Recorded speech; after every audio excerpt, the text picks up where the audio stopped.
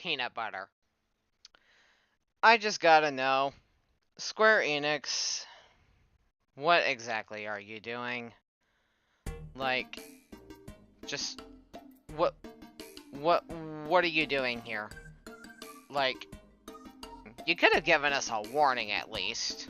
Okay, so for those who may not be aware, I'm pretty sure a lot of people are aware of this by now, but for those who are completely unaware, um, a tweet was actually posted out yesterday about Kingdom Hearts Union Cross slash Dark Road, and let's just say if you don't have it downloaded on your phones already, then you're sadly too late.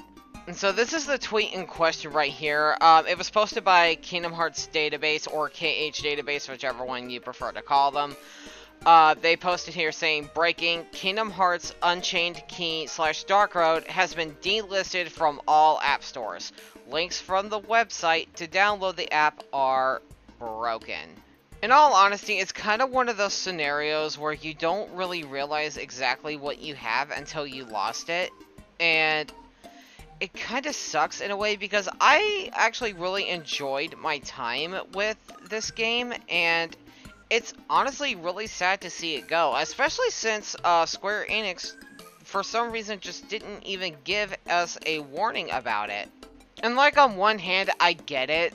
Union Cross has been pretty much offline since 2021, so it's been over 3 years now. But Dark Road was at least still playable, because like, unlike Union Cross, Dark Road was still playable within the app. If you have it downloaded on your phone, it still works. But if you don't have it downloaded, you are completely unable to play this game at all. Which, like I said, it does suck, because this is the only way to experience Dark Road's story, unless you go watch it on YouTube or something. Speaking purely for Union Cross on this note, though, like, in regards to experiencing the story, I actually recommend going to YouTube for that, because there is an amazing fan dub for Union Cross, and sadly there isn't one for Dark Road yet, but for Union Cross, if you try to watch the cutscenes in the app, it's like in this really weird, mishmash order, and like, it's not labeled properly, so getting to really experience the story for Union Cross, it's more recommended with YouTube anyway, just because of how badly they set up the cutscene structure here. Like, there's literally no story order or anything. It's world order, but no actual, like, story order, which was not a very good move on Square Enix's part there. And in Dark Road's case, though, the game was still completely playable. Yes, it did lose its online features, but the thing is, this game was designed with the idea in mind that it was going to lose those online features in the future anyway. Like, the game literally has a card-based combat system here, similar to how Chain of Memories does things, where you basically pick your cards and you add them to your deck, and then you're pretty much good to go. It's not quite on the same level of complication as Chain of Memories. You basically just look at the power level of your cards and then throw them in and replace old cards. But there's also the option to optimize your deck right here. So you can pretty much just add whatever you want, or either just let the game do it for you by optimizing it. The game also has a bit of a crafting system to it, similar to how the command melding works with Kingdom Hearts Birth by Sleep, or the synthesis system from Kingdom Hearts 1, 2, and 3. Granted, there's not really a lot of good stuff you can get here, but I don't know, it's better than nothing. Like, it's not the greatest, but there's a lot you can farm for, so yeah, it's at least worth doing. Also, defeating Heartless allows you to collect cards for those Heartless, and depending on how many of that Heartless you've beaten, will determine whether or not it increases a specific stat, like HP, or defense, or strength, so on and so forth. Now, it is purely dependent on the Heartless as to what stat levels up, and you do have to come to the album and actually view the cards to get the stat increases, so that is one thing to keep in mind. The game also does have a theater mode, but it's honestly just as badly structured as Union Cross's, so I don't recommend going here for the cutscenes. I recommend just playing through the game.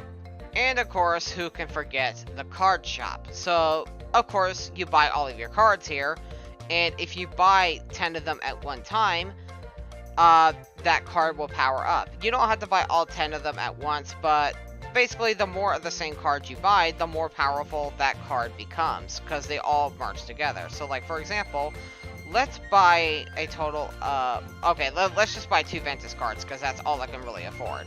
So you buy the Ventus card, and then the extras will merge, and then you will get stat increases for that card. Oh, and also, buying the cards will take you straight to the album, where you will literally get stat increases for buying those cards as well. So that's another thing to keep in mind with this game. And I'll admit it, the gameplay itself is not very exciting. You basically just do all the previous steps that I said earlier about setting up your deck, and then you either flick your finger on the screen, or just press the auto button and let the game do all of the playing for you. Personally, though, I kind of like this approach because it makes for a more chill experience, and I can do other stuff while the game is doing what I want it to do. Like, I could basically take a nap, or I could also go wash dishes, or even play like a completely different game, while this game is doing exactly what I want it to do by just doing all the grinding for me.